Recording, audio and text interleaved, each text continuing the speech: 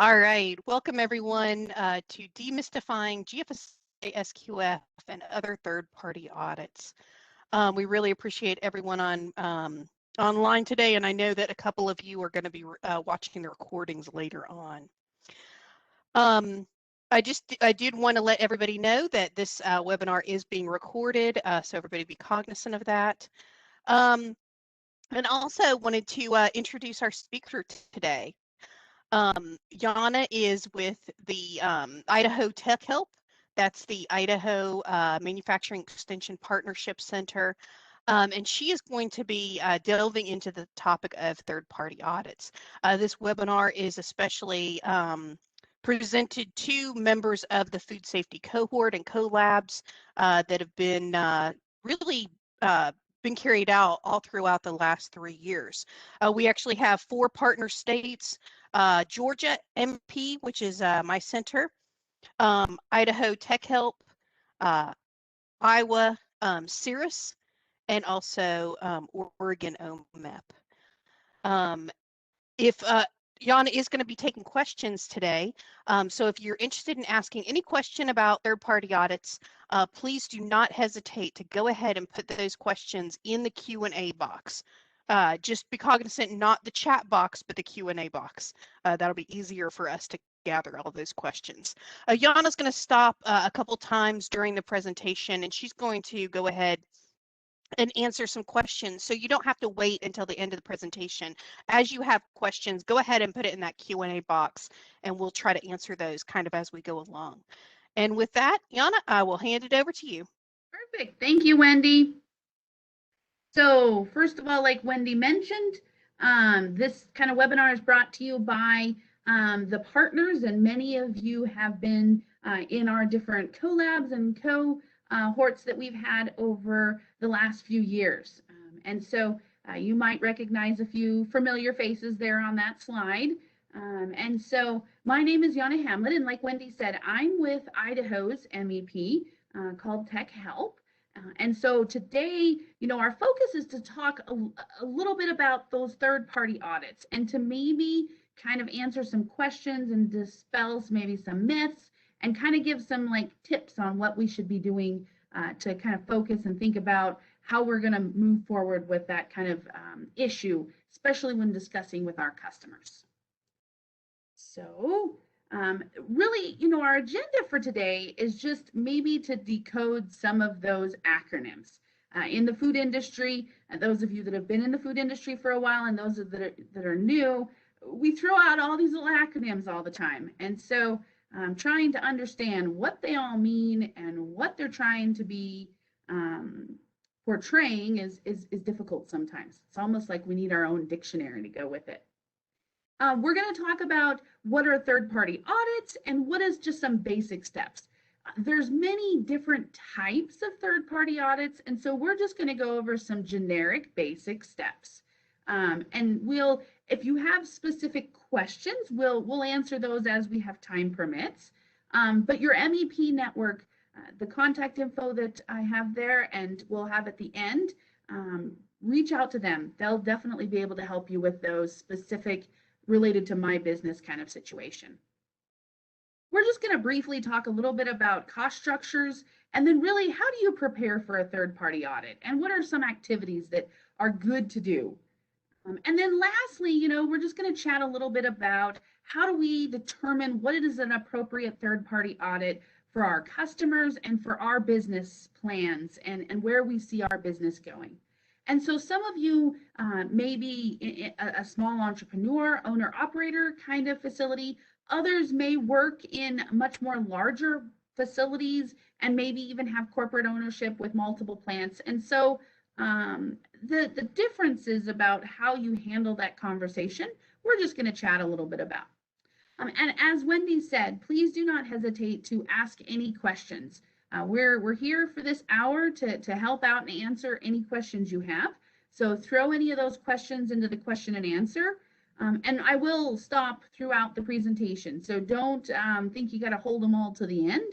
We'll chat about them after kind of each little section and when I see we've got quite a few coming in. So feel free to ask anything. No question is a dumb question. Somebody else on the webinar probably has the same question, so don't hesitate. So real quick, a brief kind of view of auditing. You know, the word audit actually comes from Latin to hear. And so our first kind of formal audit that we had was when a ship would pull into port with some goods, and the local authority, whether it was a king or a lord or some kind of management structure, would have some kind of fee that they wanted to assess in order for that ship to be able to have the right to sell their goods in that area, or to utilize the infrastructure of the docks and the shops and things like that. And so ship crew members would call out what they had present. So we have so many bales of this, and we have so many containers of this. And then some kind of assessor would listen to those kinds of counts and determine what is the appropriate fee. So the auditing has been around for a long time. As far as back as 4000 BC, the formal system of auditing was present that we've been able to find. Roman laws demanded taxes, and therefore there was administrators that would review those logs and provide a verbal report to the Senate to make sure that there was accountability. So really, we use auditing a lot for that kind of formal process of determining whether we're meeting some kind of standard. And so, although initially kind of auditing started out as more of a financial kind of situation, it's moved well beyond that. And so really the kind of first formal written down quality audit was around World War II, where we had a lot of companies were making a lot of large scale equipment like tanks and airplanes and things like that. You can imagine if you're the military, you only want to purchase high quality equipment that's going to function as it's supposed to on the battlefield. And so we needed to figure out a system of how do we make sure that the quality is there as well as the quantities. And so that's kind of our real official internal auditing kind of situation that was beyond just financial. We do auditing pretty frequently. I'm sure those of you that are parents, you have kids, and you go into their bedroom and determine the housekeeping and whether it's appropriate or not. Maybe we're determining the meals for the next few days or weeks, and we've got to determine what do we need to purchase in order to make those meals.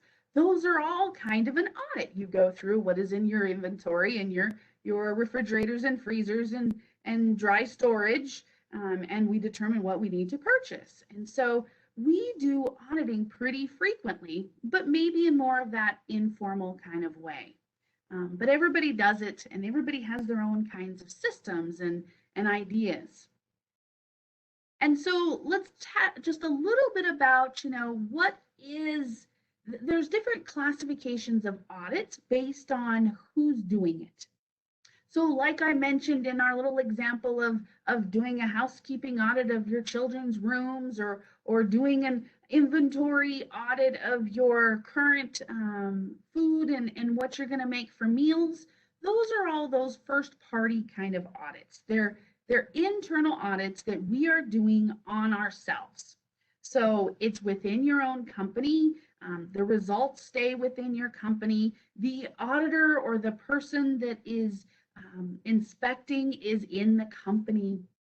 And so there's no external kind of relationship. And so we do a lot of internal auditing, and many times, especially with internal auditing, it may not be formal. Many times it is, but we do a lot of those first party kind of audits. In second party audits, we've now ventured out a little bit. There's still a business vested interest, right? So those of you during your supply chain approval program or during your approved supplier program, you may have visited or asked for documentation from your suppliers because you want to make sure that their policies and procedures are going to meet with your expectations and with your product safety and maybe even some of your social compliance kind of situations as well. And so in that second party kind of situation, there is a business relationship because you typically have that customer performing that audit on their supplier for a variety of reasons. The one we're going to mainly focus on talking about today are those third-party audits. So a third-party audit has an independent organization who just is objectively going to look to see if you meet some kind of requirements. And so a third-party audit could be like a government regulator where they're coming in, maybe it's the USDA or the FDA or OSHA, that's coming to inspect to make sure you're meeting the regulations that are appropriate for your facility and your product mix. Or it could be those acronyms that are coming up, where maybe it's a GFSI or an SQF or a BRC or an AIB, where you're trying to meet expectations of a code or of a checklist to generally try to get some kind of certification or accreditation or registration. And we're going to talk about that again a little bit more, but depending upon the layers of accountability depends upon kind of, what nomenclature you use when you pass one of these kinds of an audit. So that third party, that auditor does not work for your business. They may not even be, a customer of your product. Their main focus is just to see if you meet whatever is the requirements for that kind of audit. And so that's really what that third party is. So that first party is going to be us auditing ourselves. The second party is usually a supplier-customer kind of relationship. And then third party is that independent organization. And there are many different benefits to having a third-party audit. Many times it provides a marketing advantage. So think about, IP, the identity preserved kind of audits with like a halal or a kosher or organic. You being able to market your product as being organic or as being gluten-free or something like that, it provides a marketing advantage. Many of you, maybe your customers may be asking you, are you GFSI certified? So Global Food Safety Initiative, and we're going to get into more of that. And if you're not GFSI, then they may not want to purchase your products. And so that's where that third party kind of comes in as that marketing conversation. Third party audits, though, are not just to try to get that certificate. Generally, you're going to waste a lot of time and money and effort if your only purpose is to get a certificate. Those third-party audits can be very beneficial to your business as well. They can help you troubleshoot a production or a quality problem. Many times, you need that outside objective person, that person that's been in other facilities that have seen these same kinds of issues. They might be able to help you work through what we need to do to fix that problem. Also, your third-party audits can be used as a risk management tool. And so they will come in, they can look through your programs, your policies, and they can say, oh, well, there's kind of a gap here. And so this could be a potential recall situation if this were to occur, and you don't really have the program in place to mitigate that hazard.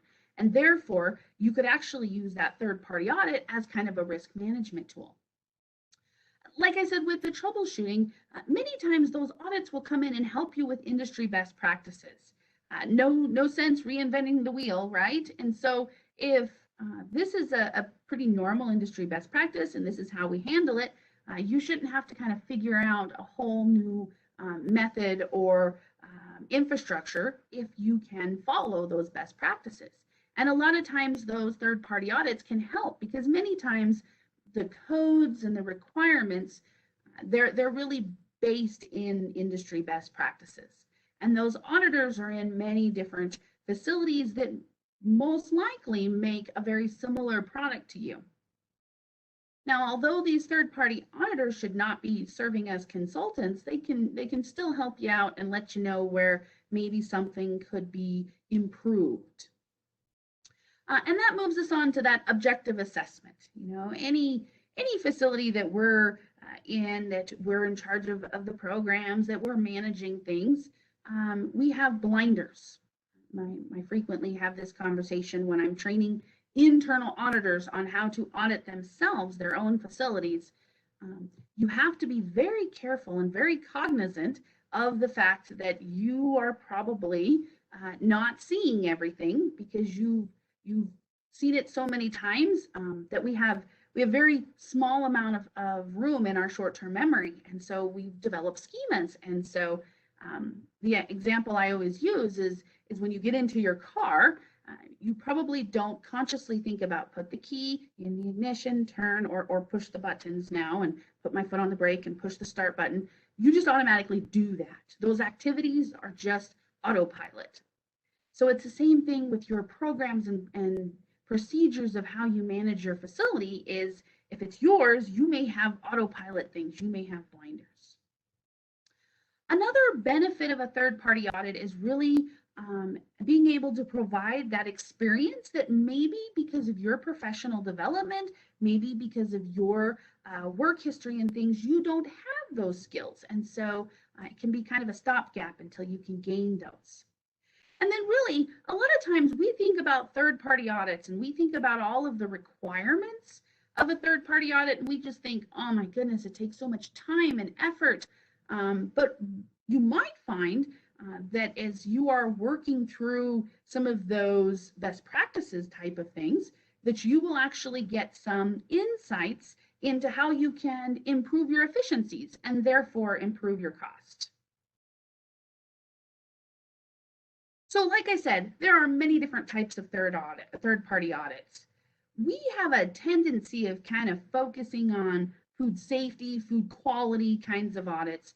But of course, many of you have been through some financial audits, environmental audits, employee welfare, animal welfare. Those are all very common as well. So think about, many of you probably purchase goods from other countries. And although other countries, some of them have very good, strong, robust regulatory programs, other countries maybe not so much. And so depending upon your programs and depending upon how you view your social responsibility and things like that, there may be some audits that would be helpful to prove the fact that you don't use child labor, that you have good workplaces for employees. And we think about, in the US, that's not as big an issue, but think about other countries, and sometimes it is. And so many times you're selling in your product to a worldwide kind of distributor, and so they may require those audits because those other countries maybe don't have that regulatory infrastructure that the US does. And then of course, IP, so those kosher, organic, halal, those kinds of things as well. And social compliance types of audits about how you use your energy, how you use your waste. More and more consumers are becoming very cognizant of that, and they use that as part of their buying decision. And so companies have programs where they require their suppliers to meet some certain requirements as far as environmental concerns. And so that may come up as well.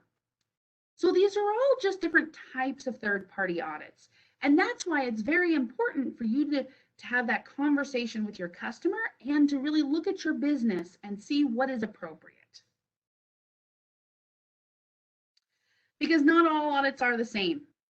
So we talk again just about that food safety kind of audits. Some food safety audits have different accreditation requirements versus other food safety audits. And so unfortunately, there is fraud in this situation. And so that's why some food safety audits are no longer really highly valued, but others are. And so we have to talk about what is the difference between a certification and a certificate and an accreditation. And we'll talk a little bit more about that as we get into GFSI and what that means. So the GFSI, or Global Food Safety Initiative, started back about 21 years ago. So it was in, I think, April or May of 2000 when that started. And so GFSI came about because a bunch of retailers, and we're talking about large scale worldwide retailers. The list has definitely grown. That there on your screen is the current makers of the Consumer Goods Forum.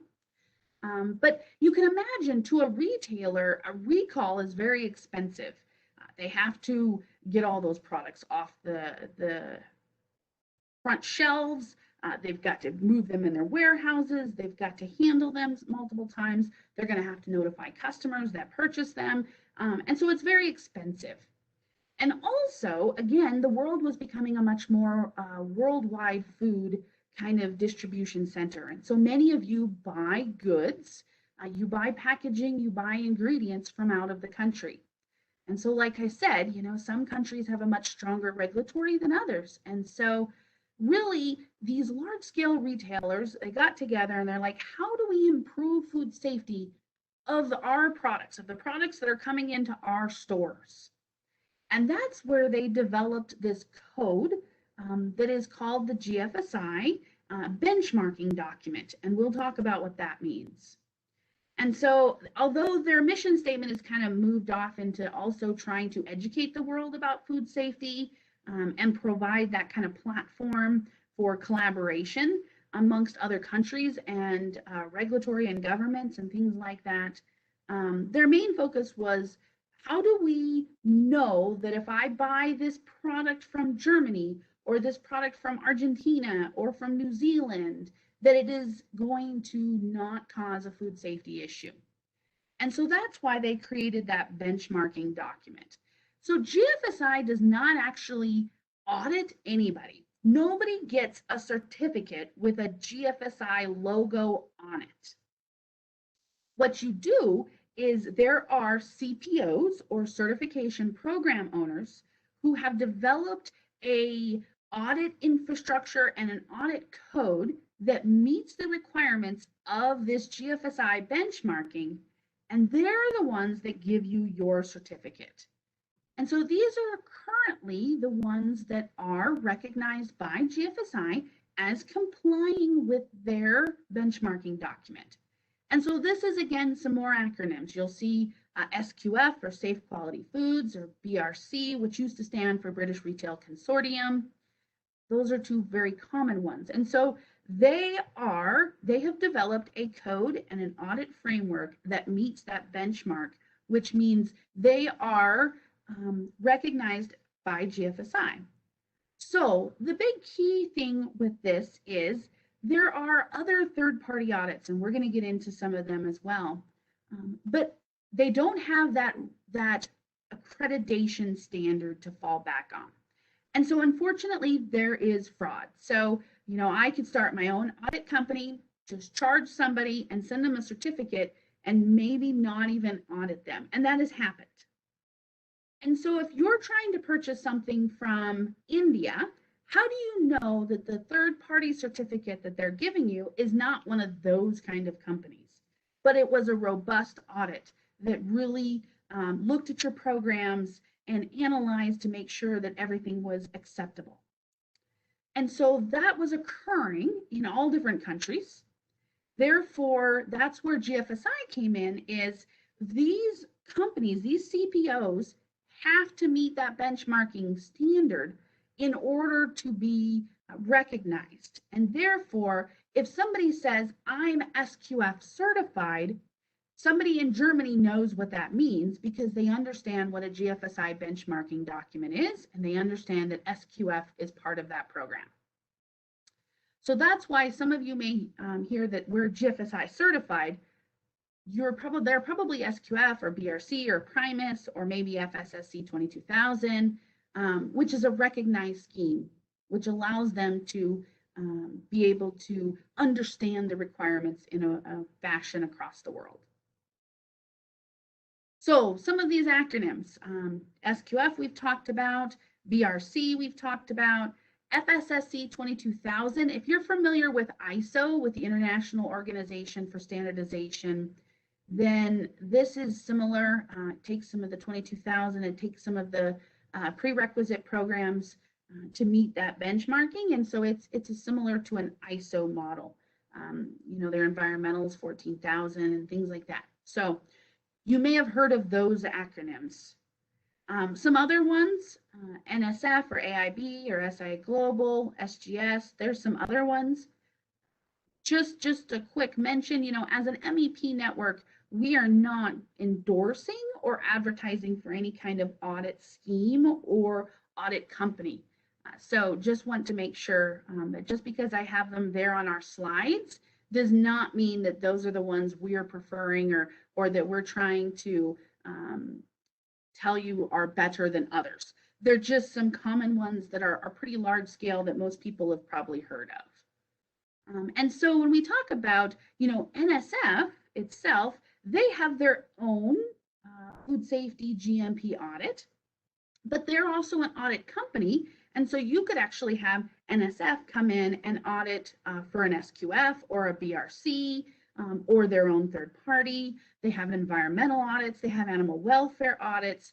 And so some of these acronyms are not just code creators or audit requirements kind of checklist creators, but they also do the auditing them for many different scheme owners. So keep that in mind as well. So let's go ahead. Is there any other kind of acronyms?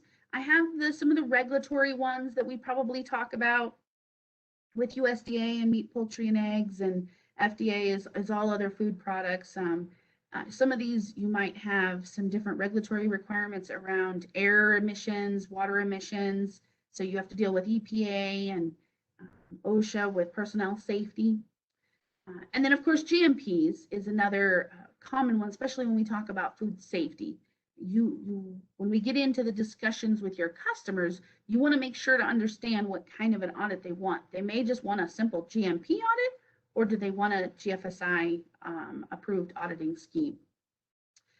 Are there any other acronyms that anybody wants to chat about that you don't know what they mean?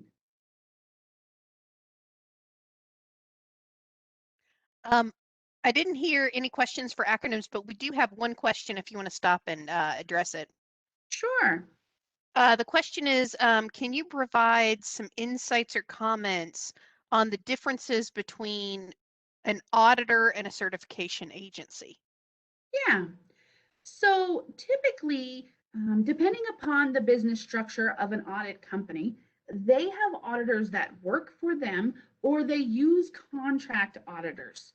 And those auditors are depending upon the scheme ownership. So for example, with GFSI, there's some very distinct requirements that the auditors must have experience, a certain amount of experience in each one of the areas that they are auditing.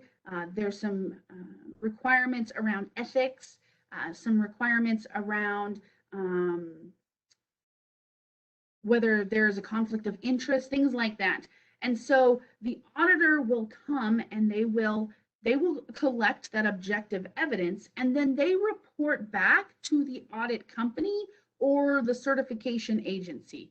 So when we talk about the GFSI, SQF, BRC, Primus, they have certifying bodies, CBs. And those CBs are the ones that determine whether you meet the code requirements or not. And so your certificate will have the logo of the CB as well as the logo of the audit scheme. And the auditor is not the one making the decision. They just report back to the CB, to that certification body, and that certification body reviews the report and talks to the auditor and determines then whether you met the requirements or not. And so many times the auditor is not really the one making that final decision.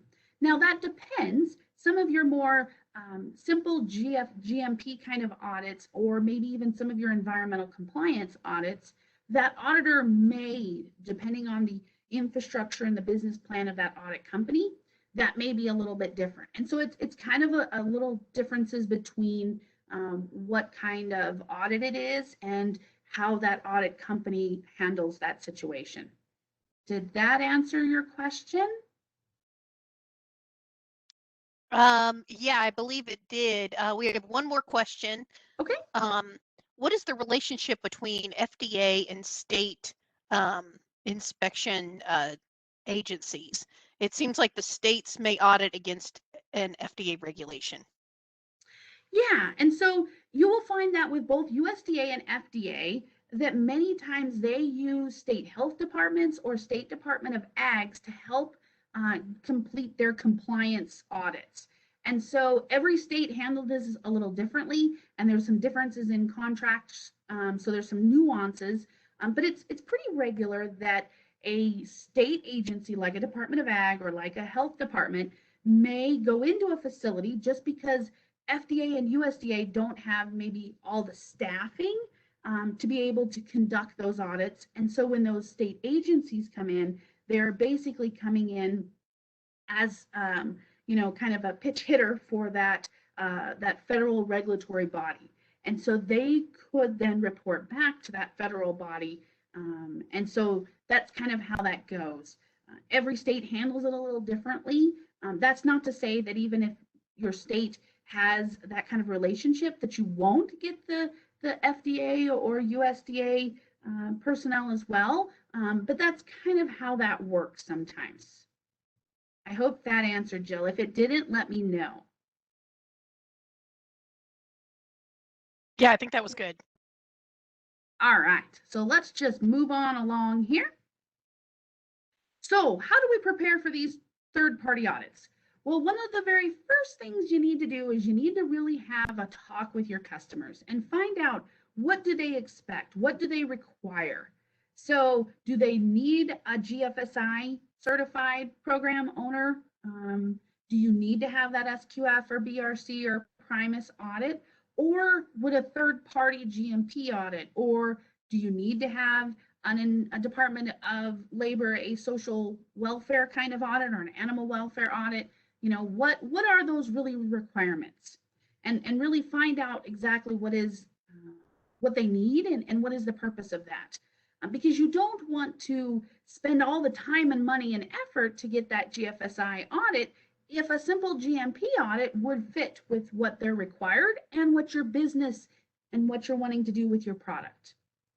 You also need to make sure to have that conversation with them to see if they have any preferred audit companies. Because again, especially if it's not one of those GFSI kind of certified scheme, or it's not like a SADEX or some of those more international scheme owner kind of situations, there's many companies that do simple GMP audits. However, again, there's some that are probably a little less structured than others. And so your customer may say, we don't need a GFSI audit, but you need to get your audit through one of these 6 companies because they have a good working relationship with us. They understand what we're focusing on. Many companies also maybe have some of their own audit requirements. So like, Costco has a Costco addendum that they add. And so only certain audit companies can audit for that Costco addendum. And so you don't want to go and get a third-party audit, get all excited, pass, hand it to your customer, and they go, oh yeah, this isn't one we accept. You're going to have to go do this again with these companies. So make sure to have that conversation. Make sure to understand exactly what is required. Once you've done that, then we're going to talk about, how do you make sure you're going to meet the requirements? Most of these audits, they have some kind of code or checklist, some requirements. And so you need to do a gap analysis. So where you basically take that checklist and you look at your own programs and you determine how closely do you meet those requirements. You may find that you're like, yeah, got this all, not a problem. I just got to tweak a few little things. Good for me.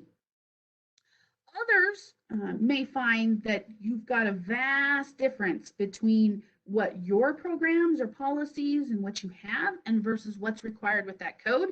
And so you may need a significant portion of time to get up to snuff, because you don't want to go and just call the audit company, pay the fee, and they tell you, oh yeah, you're not meeting any of these requirements, because in some of them you can't reapply for another year.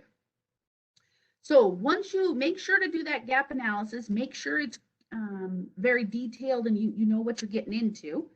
And then find an audit company that provides that kind of an audit, and then chat with them and make sure that they can handle your scope and they can handle your products and figure out a schedule. So that's kind of those very first conversations. Let's talk a little bit more about kind of the length of the audit. You could have an audit that's only half a day, or you could have an audit that's a week. It all kind of depends upon the size of your facility, the number of products, the food safety plans that are being audited, the number of employees, the square footage, the number of manufacturing lines, and then just that overall complexity. So if you only make a few products and they're pretty similar, and you've only got a few people to a dozen or 20 that work there, and it's a pretty small square footage, and you don't use a lot of outside warehousing, maybe it's only a half a day audit.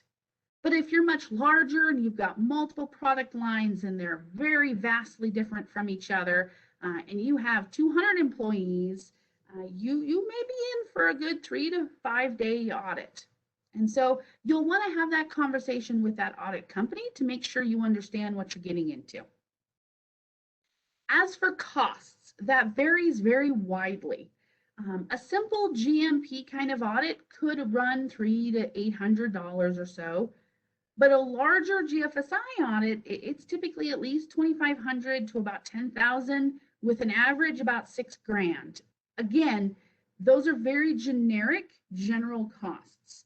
Every company is going to be a little different depending on, maybe you're going to need a consultant to come in, and so the company will add that as part of the costs. The auditor, maybe you have some unique kind of processes and they have to bring in a technical expert. Maybe you have multiple languages that are commonly spoken in your facility, and so the auditor has to bring in translators as well, because most audits will do some kind of interviewing of your staff. And so all of this is going to add into that cost. And so you want to make sure to have that conversation with that audit company. And don't be afraid to shop around, because even if you just picked one of the GFSI auditing schemes, there's numerous certification bodies, and they all have vastly different fee structures. Some of them will charge you for every minute you call and ask a question on the phone. Others are like, yeah, no worries, come and talk to us, call us anytime, no problem.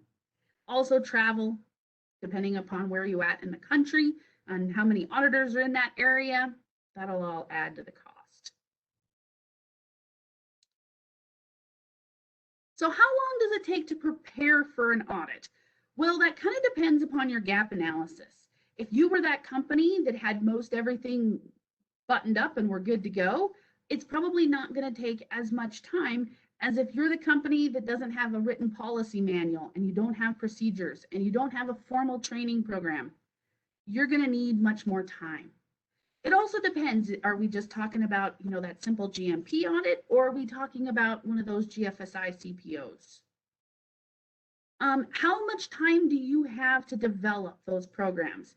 So can I devote, a majority of my day to getting the gaps in my gap analysis handled, or am I also operating the equipment and selling the product and making deliveries and things like that? And so really I only got a couple hours a week to work on that.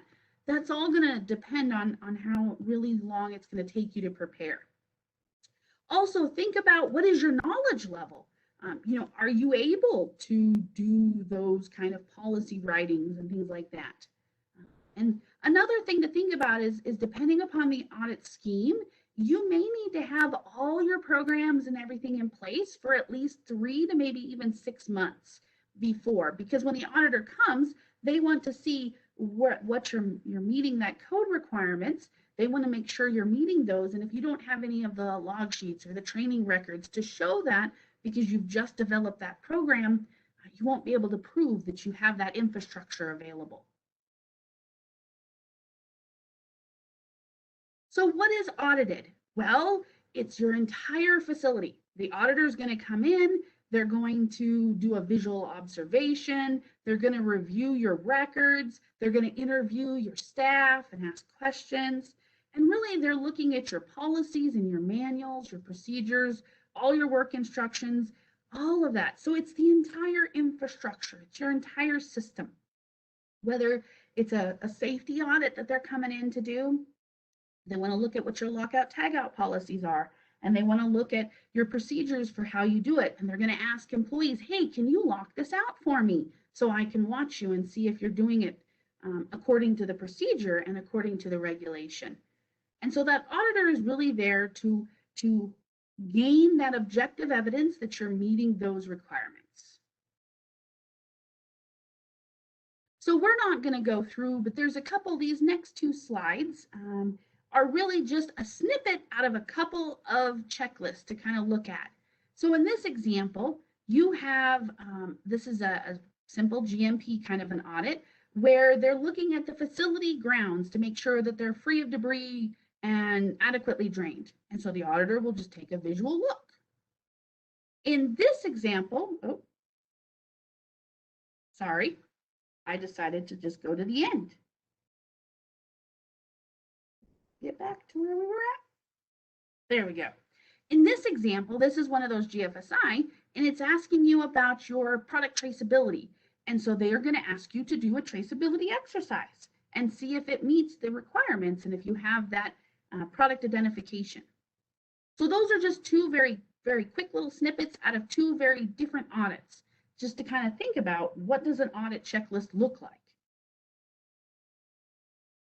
So we've decided on the audit. We've had the talk with our customers. We've got that all figured out. We know the audit company.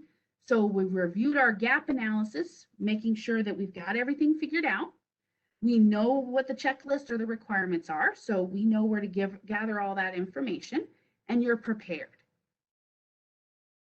Now, these are just kind of some generic audit phases.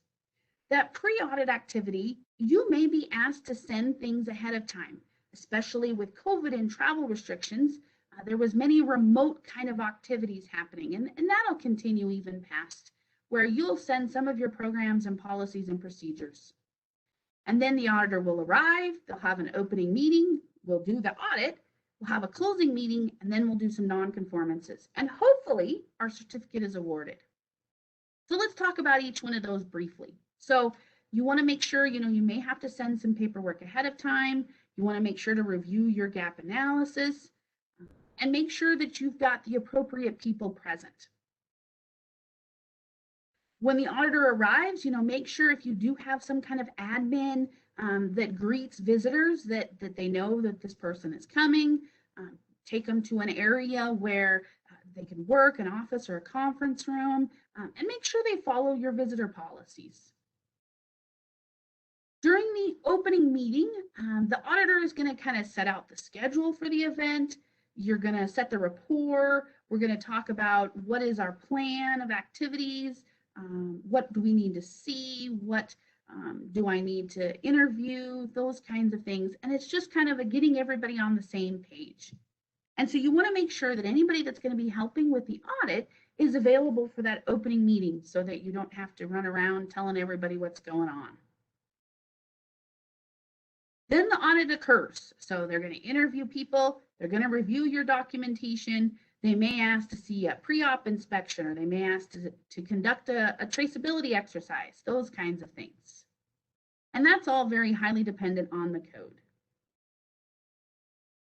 So they're just basically looking for that verifiable objective evidence that you're meeting those requirements.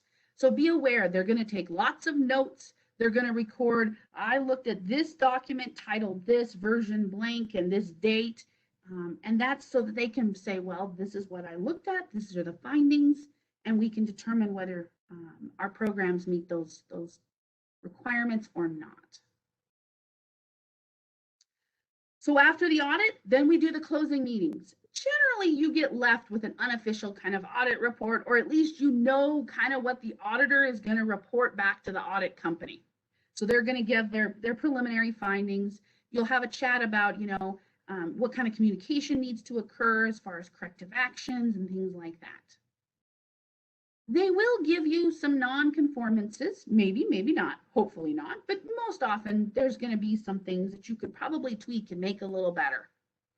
Some have a grading system. Some have just a compliance, either yes or no, or some of them may have some kind of levels, like a minor, major, critical kind of conversation. And then you need to put those corrective actions into place. So what am I missing? What didn't quite meet the requirements of the code? What can I do better? What can increase efficiencies?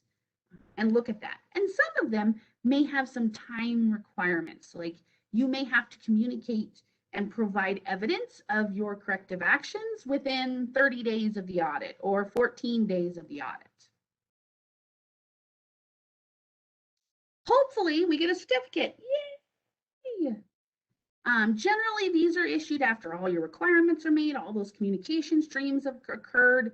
And so most of the time your certificate is good for a year, but there are some, depending on the type of audit, that may be good for even 2 or 3 years.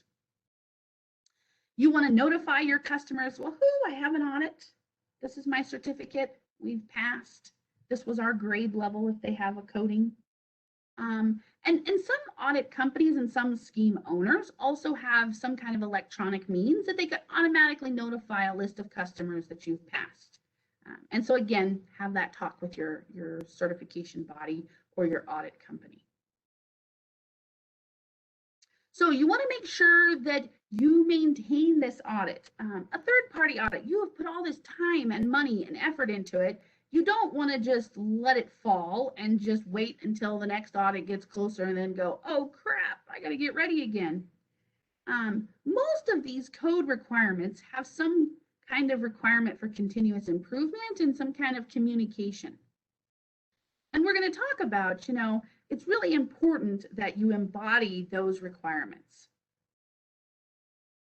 So let's get into some tips. We're kind of running down on time, so let's go through those and then we'll get into some more questions if there's any out there. So if you have any questions, type them in that box. So these are just some tips that kind of, before the audit, make sure that you understand exactly what kind of audit you need and what your customers are requiring. And so that you make sure that you are following what is most appropriate for your business and what you want to do with your business and what your customers are requiring. Also, you want to make sure to have a good conversation with that audit company because they have a lot of discretionary power and they can help you through some of those complexities as well. Make sure you understand that there is a wide variation in fee structure and assistance they can provide. And so, like I said, don't be afraid to shop around and find somebody that's a good fit for you. And be prepared. Do not wing it. Third-party audit is not one that you want to just go, I think we'll be okay. Make sure to have that gap analysis so that you know what you need to work on ahead of time. During the audit, work with your auditor. Many times we think they're judging us, right? It's an adversarial relationship because they're there to catch me doing something wrong, but really they're not. They're there to see if you're meeting those requirements of whatever audit it is. And so work with your auditor. Another key thing to think about is make sure you have enough staff. Most of the time you need to be processing while the audit is occurring. And if you're a small facility and you generally are on the processing floor, you're going to have to be helping the auditor and providing documentation, and you're not going to have time to be running the floor. So make sure that you've got the staffing to be able to go smoothly and not trying to run and double duty because it probably won't go very well. After the audit, maintain your programs. It takes way more time, and believe me, the auditor will figure out that you just quickly recreated all of these programs right before the next audit, and you probably will not pass successfully. Audits are just a snapshot in time, and so if you really want to get the efficiencies out of it and you want to get those product safety and food safety requirements, you really need to make it part of your culture and part of your everyday activities. Also, make sure and follow through with those corrective action plans and look for all the ways of continuous improvement. Make things much more efficient and easier. Third-party audits don't always just have to add more paperwork. They could also take some away.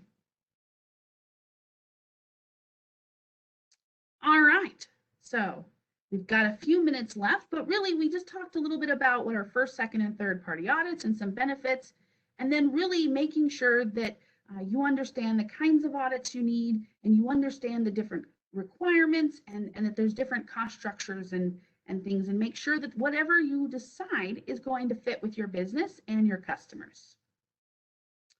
We went through kind of the quick general audit phases with that pre-audit activity all the way through to hopefully certificate awarded. Woohoo! So we've got like 4 minutes according to my clock, 3 minutes. Do we have any other questions?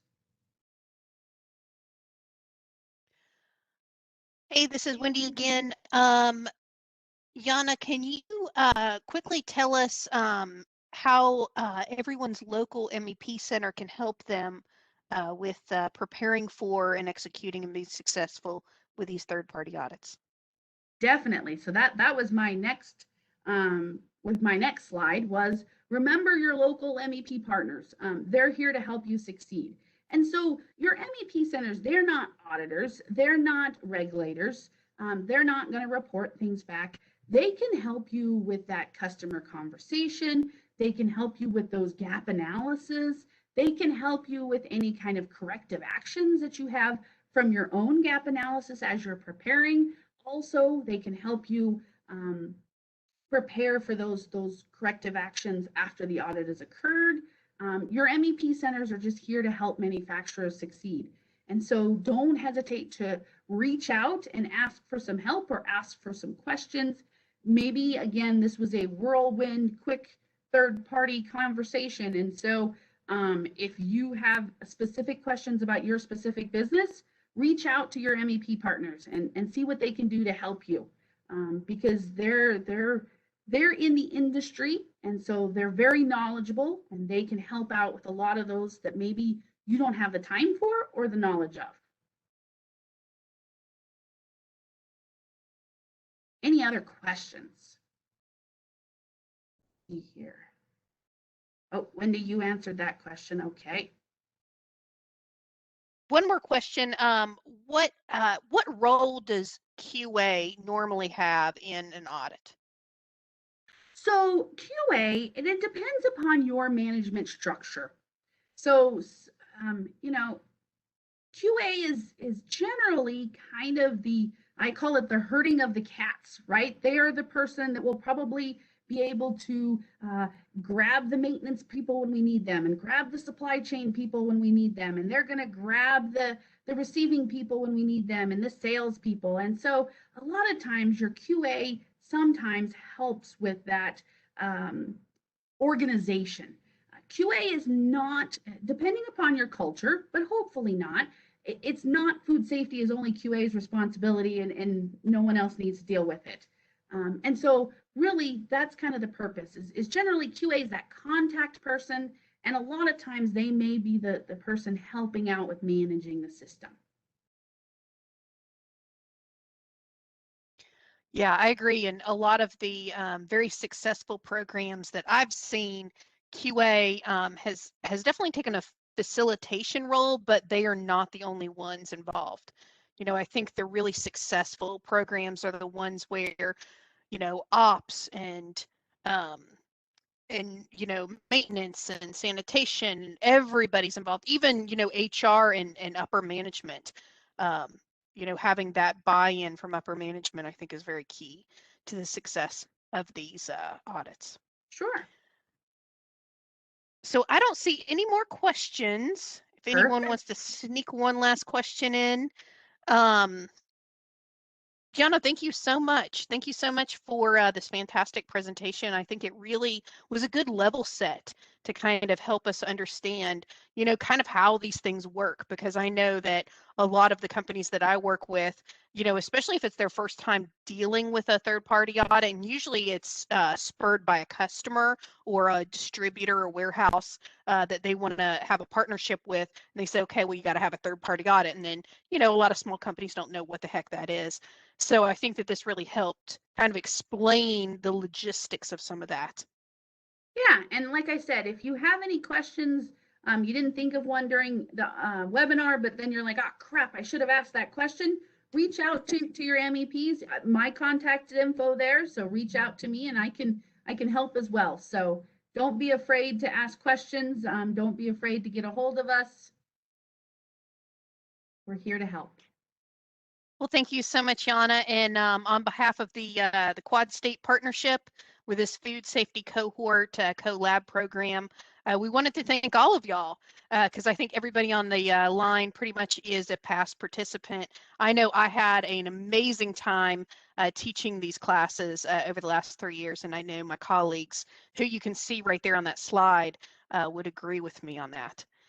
So with that, I think we're going to go ahead and close out today's presentation. Thanks again for joining us. And again, just echoing what Yana said, don't hesitate to reach out to us if we can help. Thank you, everyone. Thanks, everyone.